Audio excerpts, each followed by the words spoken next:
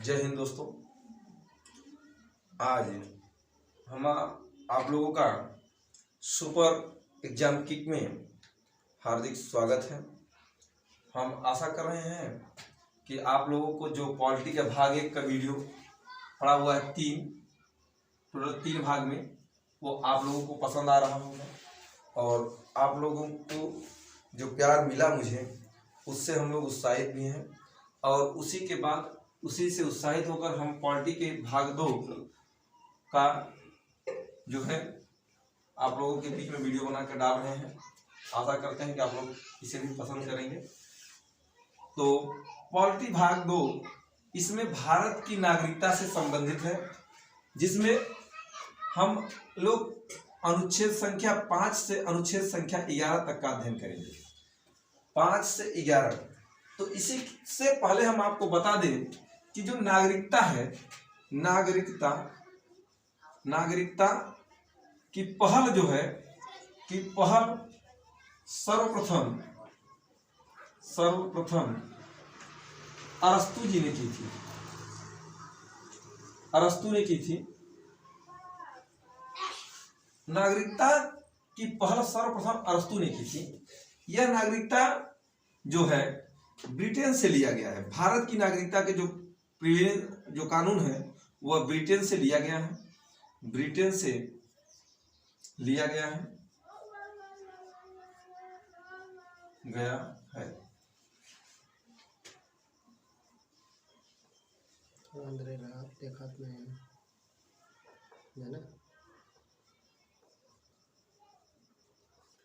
भारत की नागरिकता ब्रिटेन से लिया गया है। ये जो कानून बनाए गए हैं ये ब्रिटेन के प्रोविंस के आधार पर बनाए गए हैं। इसका जो है अधिनियम आपका है अधिनियम 1955 का है। 1955 का यही अधिनियम आपका चल रहा है। और जो नागरिकता है इसमें सर्वप्रथम संशोधन जो किया गया है, प्रथम संशोधन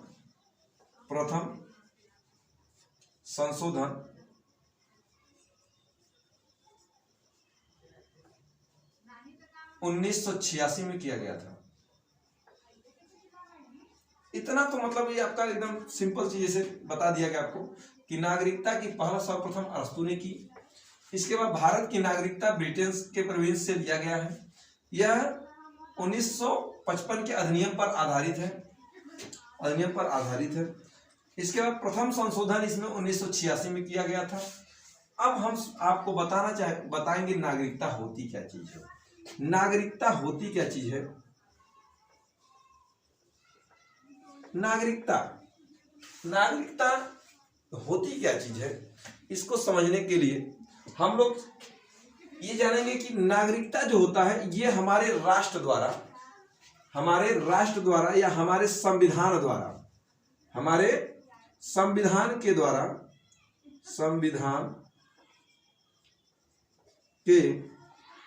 द्वारा दिया गया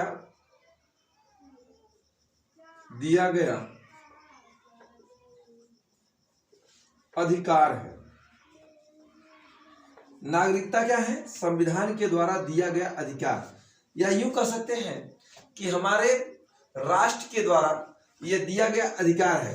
अगर ये नागरिकता रूपी अधिकार हमें न मिला होता तो हम इस देश में, भारत देश में न तो कहीं रह पाते, न कहीं आ पाते, न कहीं जा पाते। कोई मतलब नहीं रहता। जब तक हमको ये नागरिकता नहीं मिलती है तब तक हम इस जो है देश के निवासी नहीं माने जाएंगे और यहाँ पर हम कुछ कर नहीं सकते। यहाँ तक अगर गवर्नमेंट चाह ले तो हम खरीदारी भी नहीं कर सकते, क्योंकि आप कभी जाइए किसी दुकान पे तो आपसे आधार कार्ड मांग लिया जाता है। और ये आधार कार्ड मिलता किसके द्वारा है? जब आप भारत के नागरिक होंगे। कब मिलेगा? जब आप भारत के नागरिक होंगे। अगर भारत के नागरिक नहीं है तो आप ये आधार कार्ड नहीं प्राप्त कर सकते। आधार कार्ड आपको नहीं मिलेगा। अगर मिलेगा तभी जब आप भारत के नागरिक होंगे। कभी आपके मन में ये भी आ सकता है कि सर छोटे बच्चे कहाँ जाएंगे? तो छोटे बच्चे जो होते हैं उनको जो आधार कार्ड मिलता है वो उनके पिता के पिता के माध्यम से मिलता है, उसमें केयर टेकर के रूप में पिता को बनाया जाता है कि इनकी देखभाल उनके पिताजी की जिम्मेदारी है। इसलिए हम जो बच्चे होते हैं उनको भी मिल जाता है आधार कार्ड। बच्चों को मिलने के लिए क्या व्यवस्था है, पिताजी को आप केयर टेकर बना देंगे ताकि आपको आसानी से ये मिल जाए। ठीक है, अब देखिए, यानी हमें इस अधिकार को लेने की बहुत बड़ी जिम्मेदारी है। आप इसके बिना कुछ नहीं कर सकते। जैसे मान लीजिए आपको कोई मार दिया और मार दिया, थाने में चले गए। कहाँ चले गए, थाने में। और थाने में जब हम जाते हैं तो वहां आपसे पूछ लेता है आपका गांव कहाँ है। गांव पूछ लिया तो आप कह दिए हमारा गांव ये है। ये कोई गांव मान लीजिए यक्स बता दिया आपने, यक्स नाम का कोई गांव बता दिया, तो आपसे कहेगा ऐसा करिए, आप अपना कोई आईडी दे दीजिए। और आईडी जब आपसे मांग लिया जाएगा तो आप कहेंगे सर हमारे पास आईडी तो है, लेकिन ध्यान दीजिए आईडी है तो आप आईडी बोलेंगे क्या, आधार कार्ड बोल सकते हैं या वोटर कार्ड बोल सकते हैं, वोटर कार्ड, या फिर आप बोल सकते हैं पैन कार्ड। यही चीजें, 3 चीजें बोलेंगे जो कि गवर्नमेंट इशू करती है। कब इशू करेगी, जब आप भारत के नागरिक होंगे। और जैसे अगर आप भारत के नागरिक नहीं है तो ये तीनों आपको इशू नहीं होंगे, और जब इशू नहीं होंगे तो आपको दिक्कत पक्का होगी। इसलिए भारत की नागरिकता के लिए अब यहाँ पर गए थाने में, वोटर आईडी कार्ड या कुछ नहीं दिखाए तो आपको समस्या आ गई, और समस्या आ गई तो आपकी सुनवाई नहीं होगी। कहने का मतलब जब तक आप भारत के नागरिक का प्रमाण नहीं देंगे तब तक आपकी कोई सुनवाई कहीं पर नहीं होगी। इसलिए हमें नागरिकता रूपी अधिकार बहुत ही आवश्यक है और नेसेसरी है। जब तक ये अधिकार से हम लोग वंचित हैं तब तक हम ये काम कोई भी सुविधा का लाभ नहीं उठा पाएंगे। जैसे अभी आप लोग देखे होंगे कि बहुत एकदम सिंपल सा चीज देखिए कि भारत में जब चुनाव होता है तो आप वोट देने जाते ही नहीं जाते हैं, वोट देने गए होंगे, पक्का गए होंगे। और जब वोट देने जाते हैं तो आपसे पहचान के रूप में क्या मांगता है कि भैया आपका आधार कार्ड है, वोटर कार्ड है, पैन कार्ड है। अगर है तब तो आप वोट दे पाएंगे, और अगर नहीं है तो आप वोट नहीं दे सकते। इसलिए हमें इस नागरिकता को लेना ही है और हमें इस अधिकार को प्राप्त करना ही है। और वो कैसे हो सकता है, या तो पिता के संरक्षण में मिलेगा, या फिर आप भारत की आप एक वयस्क नागरिक हो। वयस्क कहने का अर्थ होता है कम से कम आप 18 वर्ष की आयु पूरी कर चुके हों। जब आप 18 वर्ष की आयु पूरी कर चुके रहेंगे तभी आपको नागरिकता दे दिया जाएगा। लेकिन भारत में हम लोग अभी ये तो थोड़ा शॉर्ट में बता दे रहे हैं। अब इन्हीं सब चीजों के बारे में ये अनुच्छेद आपका दिया गया है 5 से 11 तक, क्योंकि हम 1 से 4 तक संघ, भारत के संघ क्षेत्र पढ़ चुके हैं। अब 1 से 4 तक पढ़ चुके तो 5 से पढ़ना है। भाग अनुच्छेद 5 में हमें दिया गया है, अनुच्छेद संख्या 5 में दिया है कि अनुच्छेद 5 में है कि भारत आजादी के समय, जब भारत आजाद हुआ उस समय बात हो रही, आजादी के समय जो भी व्यक्ति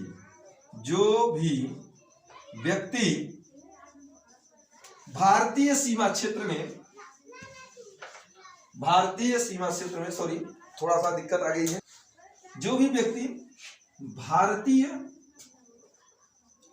सीमा क्षेत्र में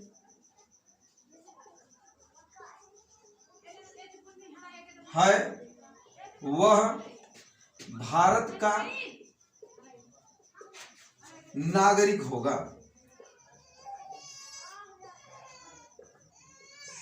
ध्यान से अनुच्छेद संख्या 5 क्या कहता है कि आजादी के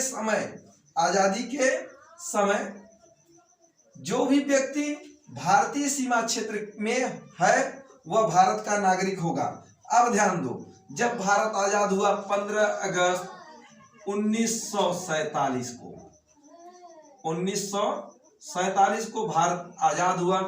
उस समय भारत को 2 टुकड़ों में बांट दिया गया। एक बना दिया गया पाकिस्तान और दूसरा बना दिया गया भारत।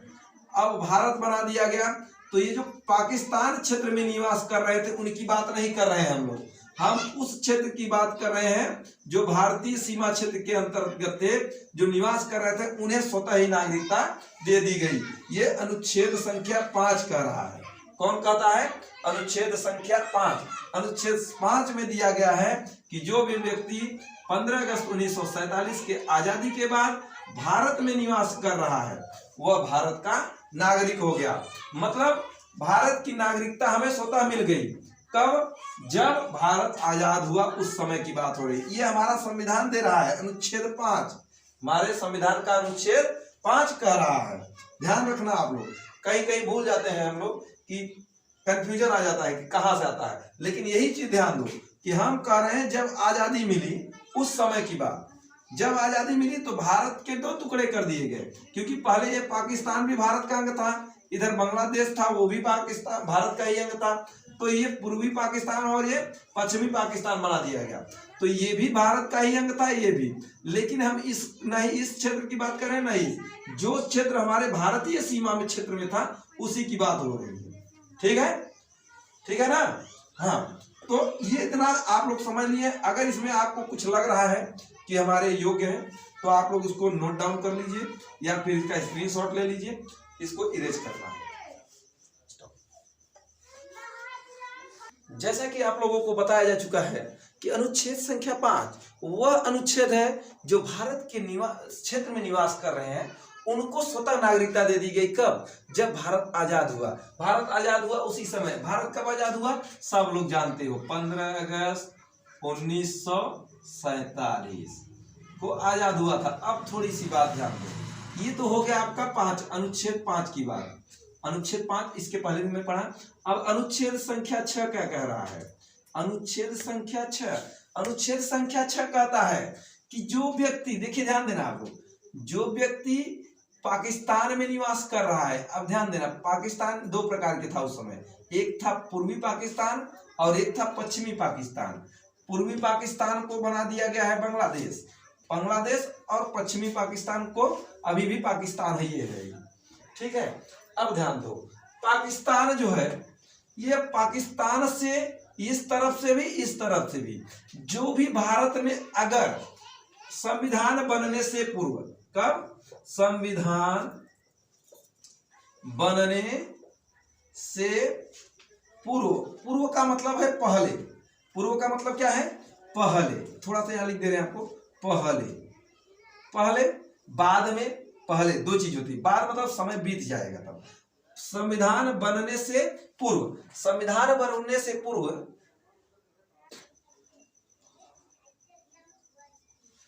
संविधान बनने से पूर्व यानी पाकिस्तान से भी, और पूर्वी पाकिस्तान और पश्चिमी पाकिस्तान दोनों क्षेत्र से जो व्यक्ति भारत में आ जाता उसे भी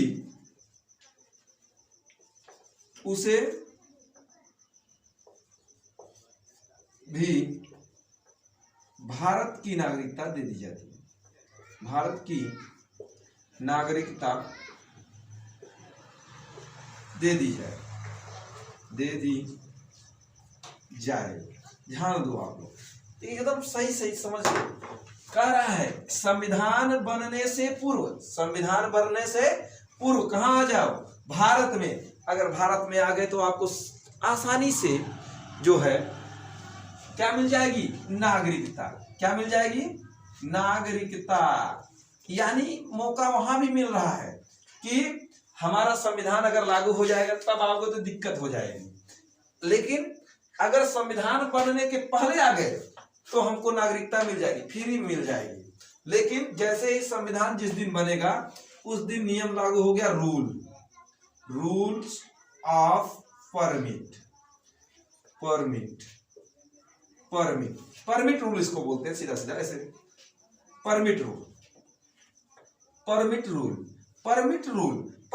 क्या था? ये भी आपको समझा देते हैं। ये जो परमिट रूल है इसमें क्या था कि वहां से जैसे आप मान लो भारत में नहीं रहना चाहते हो तो यहाँ से परमिट लेके गए। ये केवल भारत और पाकिस्तान की बात थी, सब देशों के लिए नहीं था। पाकिस्तान में हम नहीं रहना चाह रहे हैं, पाकिस्तान से वहां से लिखा कराओ और भारत में 6 महीने रहो। 6 महीने बाद आप यहाँ से जो है आपको नागरिकता दे दी जाती थी। कब? जब संविधान लागू हुआ तब। ठीक है,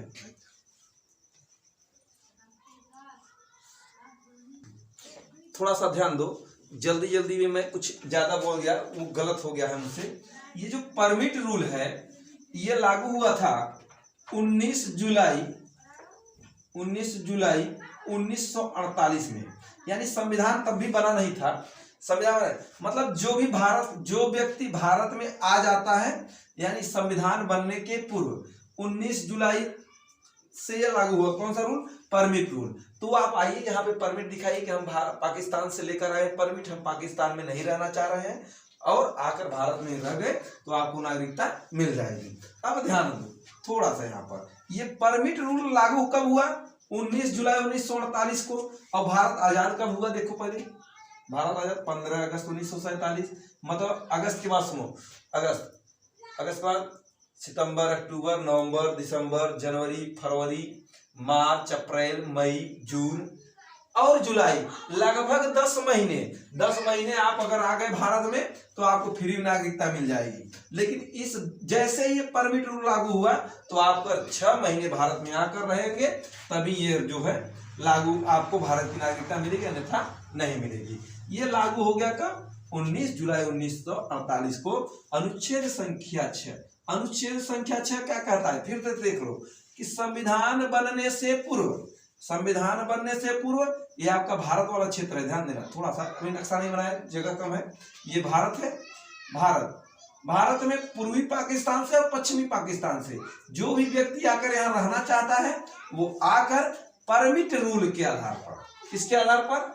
परमिट रूल के आधार पर। और ये परमिट रूल क्या है? परमिट रूल यह है कि वहां के गवर्नमेंट से लिखा करो भैया हमको यहाँ नहीं रहना, हमें रहना भारत में है। और अब भारत आपको 6 महीने आपको यहाँ रहना पड़ेगा और यहाँ पर आपको अगर अच्छा लगता है तो आप रह सकते हैं और रहकर भारत की नागरिकता प्राप्त कर सकते हैं। ये अनुच्छेद संख्या 6 कहता है। अनुच्छेद संख्या 6 कहता है कि अगर भारत की नागरिकता प्राप्त करनी है तो आपको संविधान लागू होने से पूर्व कहाँ आ जाना है? भारत में। और इस रूल को परमिट लेकर आना है कि हमें रहना कहाँ है? भारत में। और आपको भारत की सरकार आपको नागरिकता दे देगी। ठीक है ना? अब ध्यान देना, ये जो नागरिकता संबंधी कानून होता है वो भारत का गृह मंत्रालय देखता है। गृह मंत्रालय। थोड़ा सा एक बात और आप लोग ध्यान दीजिएगा, हमने कल भी आपको बताया था कि ये हमारा दिमाग जो है और ये हमारे इस हाथ का थोड़ा कॉम्बिनेशन गड़बड़ चलता है। हाथ का कॉम्बिनेशन गड़बड़ का मतलब समझते हैं? ये दिमाग कहता है लिखने के लिए सही पर ये ससुरा नालायक है, लिखता नहीं है। एक दिन सोच रहे हैं इसको भी हम कुछ इसकी भी दवा की जाए, देखेंगे आगे। ठीक है, अगर आपको ये समझ में आया तो आप लोग इसको नोट डाउन भी कर सकते हैं, नहीं स्क्रीनशॉट भी ले सकते हैं। बहुत छोटा चीज आपको बताएंगे बहुत बारीकी के साथ, ताकि आपको बहुत अच्छा लगे और समझ भी आ जाए। तो हम आशा करते हैं अनुच्छेद संख्या 6 आप लोगों को समझ में आ गया होगा। आया कि नहीं आया कमेंट में जरूर बताइएगा। ठीक है, अब देखिए आप लोगों ने, हम आशा करते हैं कि स्क्रीनशॉट या नोट डाउन कर लिए होंगे। हम इसको मिटा दे रहे हैं। अब हम आपको बताने जा रहे हैं अनुच्छेद संख्या 7। अनुच्छेद संख्या 7। अनुच्छेद संख्या 7। अनुच्छेद संख्या 7 के पहले थोड़ा सा हम आपको और चीज समझाएंगे। एक चीज बता देते हैं बबुआ लोग कि इसमें क्या है। अनुच्छेद संख्या 7 ध्यान देना कि आपका पाकिस्तान, इस तरफ वही पाकिस्तान, यहाँ पूर्वी पाकिस्तान और यहाँ पर पश्चिमी पाकिस्तान। ध्यान दो, पाकिस्तान और यहाँ पर पश्चिमी, ये आपका पश्चिमी पाकिस्तान, ये आपका पूर्वी पाकिस्तान और ये बीच में भारत। कुछ भारत के ऐसे भी लोग थे जो भारत में नहीं रहना चाह रहे थे। वो कह रहे थे कि नहीं, हमको भारत में नहीं रहना है। कहाँ रहना है? पाकिस्तान में रहना है। अब पाकिस्तान यहाँ से कहाँ चले गए भैया? पाकिस्तान इधर भी जा सकते थे, इधर भी। अब ये कहाँ चले गए? पाकिस्तान।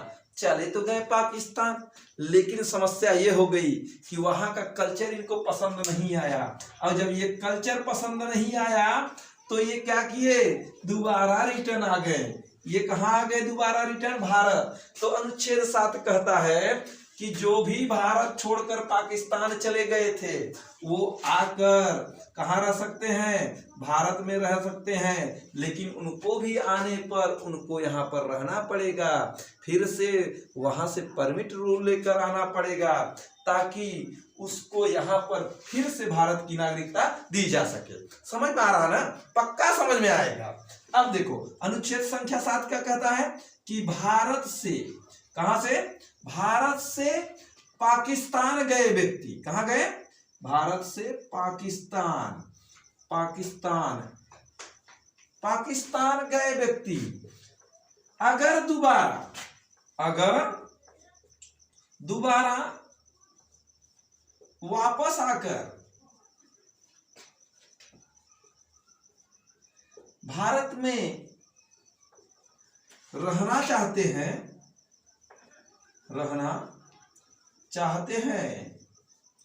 तो उन्हें नागरिकता देने का प्रावधान करता है।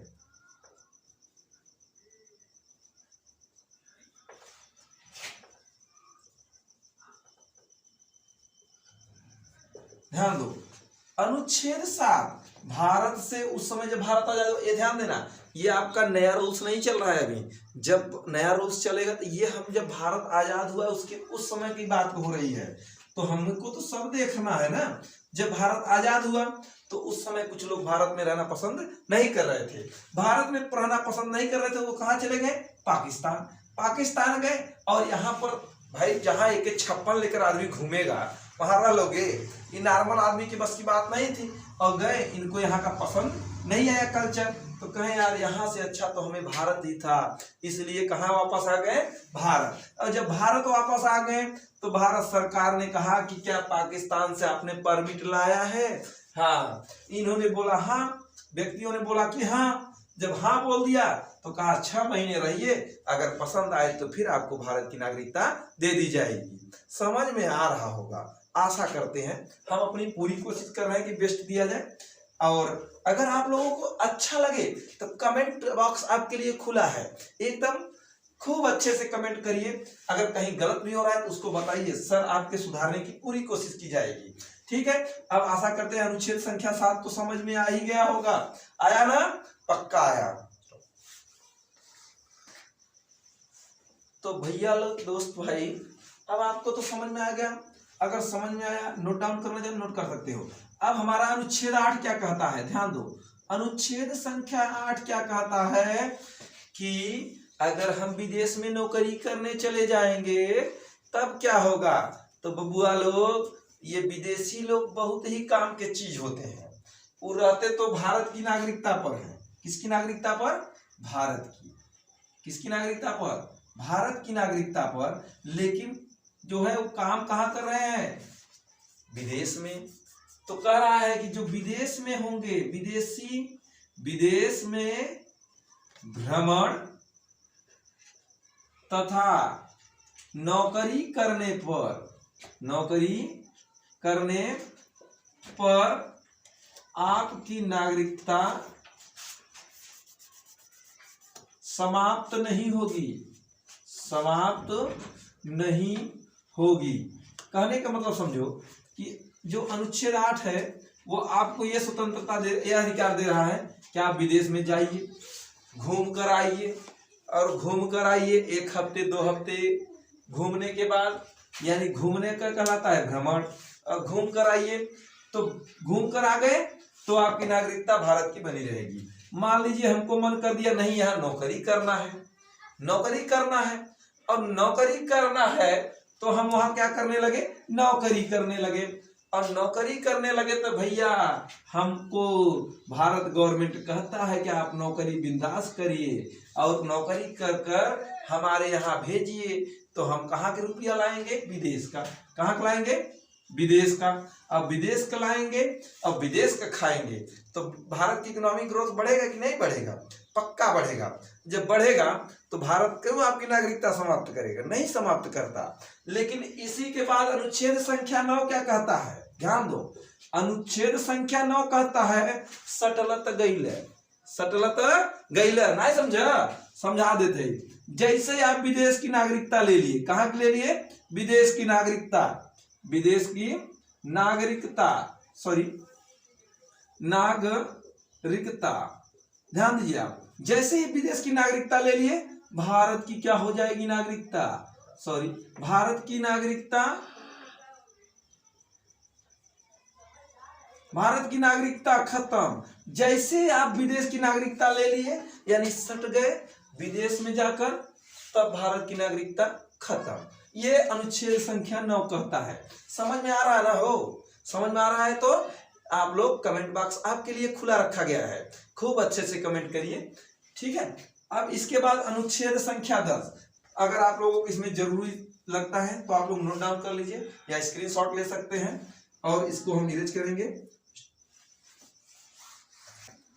तो बबुआ लोग समझ में आ रहा है ना कि 9 वाला क्या कह रहा है कि विदेश की नागरिकता ले लिए तो भारत की खत्म। विदेश की नागरिकता ले लिए, विदेश ले लिए तो भारत की क्या हो जाएगी नागरिकता? समाप्त। ध्यान देना है, नागरिकता है, नागरिकता।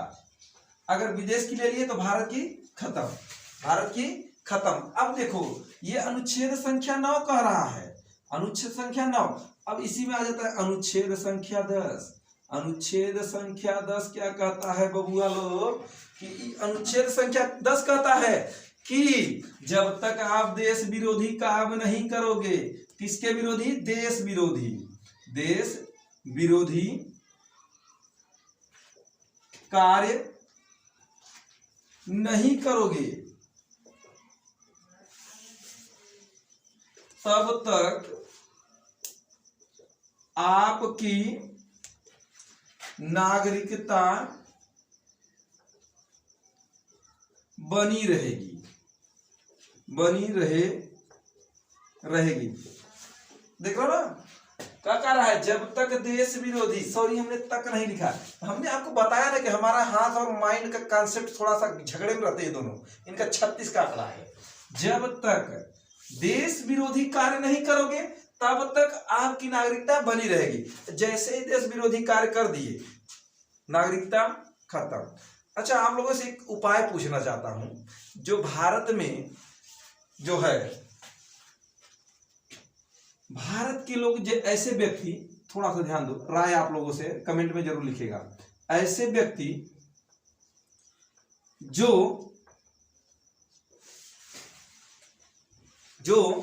ध्यान से समझिए, जो रेप जैसी जघन्य अपराध करते हैं,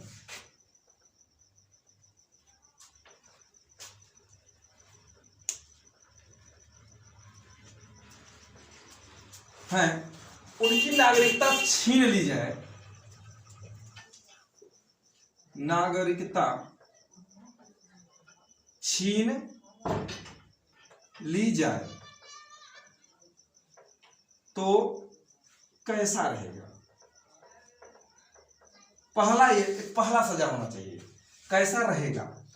आप लोग कमेंट बॉक्स खुला है, जवाब दीजिएगा। ये पहली सजा है। जैसे उसके ऊपर ब्लेम लगाया जाए तो उसके रेप जैसी घटना के लिए, तो आप वहां पर क्या कर दिया जाए? उसकी नागरिकता भारत द्वारा छीन ली जाए तो कैसा रहेगा? यानी पहली सजा उसको यही दे देना चाहिए कि उसकी नागरिकता छीन ली जाए और ससुरा भारत में रहकर कहीं न रहने पाए, न जीने पाए, न खाने पाए, जिससे उसका जीना दुर्लभ हो जाए। तब हम समझेंगे कि सजा क्या होती है, उसको समझ में आएगा। तब जाकर महिलाओं के बारे में जिसकी गलत भावना है, वो आपको पॉजिटिव वे में ऑटोमेटिक सोचने लगेंगे। हम आशा करते हैं इसका भी आप लोग ओपिनियन देंगे। मैं भाई गवर्नमेंट नहीं हूँ, ना ही कुछ हूँ, लेकिन मैं एक आप लोगों से सवाल कर रहा हूँ। अगर उत्तर इसमें आप लोग सेंड जरूर करिएगा, कमेंट बॉक्स आप लोगों के लिए खुला रखा गया है, ठीक है। अब ध्यान दें, अनुच्छेद संख्या क्या कह रहा था? जब तक देश, अनुच्छेद संख्या 10 कह रहा है कि जब तक देश विदेश विरोधी कार्य नहीं करोगे तब तक आपकी नागरिकता बनी रहेगी। और अनुच्छेद संख्या 11 कह देता है, अनुच्छेद संख्या 11 कह देता है कि इसका जो व्यवस्था है वह संसद देखेगी। कौन? संसद तथा गृह मंत्रालय। हमने आपको पहले ही बताया था, गृह मंत्रालय, सॉरी मंत्रालय, सही है ना? हो मंत्रालय, ध्यान देना, ये हम आपको बता देते हैं। यानी इससे जो नागरिकता से संबंधित जो भी कानून होंगे या जो भी संशोधन होगा वह कौन देखता है? संसद तथा गृह मंत्रालय। और हमारे यहाँ का गृह मंत्री कौन है? ऑप्शन आपको पता है, कमेंट बॉक्स खुला है। इस तरह आज का वीडियो बस यहीं तक। हम आपको आशा करते हैं कि बहुत अच्छे से समझ में आया होगा। हाँ, एक बात ध्यान देना, अभी तो हम केवल बता रहे थे कि अनुच्छेद संख्या 5, अनुच्छेद संख्या 6 क्या कहता है। अब हम बताएंगे आपको अगले वीडियो में कि भारत की नागरिकता कैसे प्राप्त कर सकते हैं, कैसे प्राप्त कर सकते हैं। अगला वीडियो आपका यही रहेगा कि भारत की नागरिकता हम कैसे प्राप्त कर सकते हैं। अभी तो हमने भाग 2 का केवल अनुच्छेद ना बताया है, अभी हमको बताना है कि ये प्राप्त कैसे करेंगे नागरिकता। अगले वीडियो का आप लोग इंतजार करिए कि नागरिकता हम कैसे प्राप्त करेंगे, एकदम अच्छे से बताया जाएगा। अगर आप लोगों को वीडियो पसंद आया हो तो आप लोगों के लिए कमेंट बॉक्स, लाइक का बटन और सब्सक्राइब करने का ऑप्शन खुला है। धन्यवाद।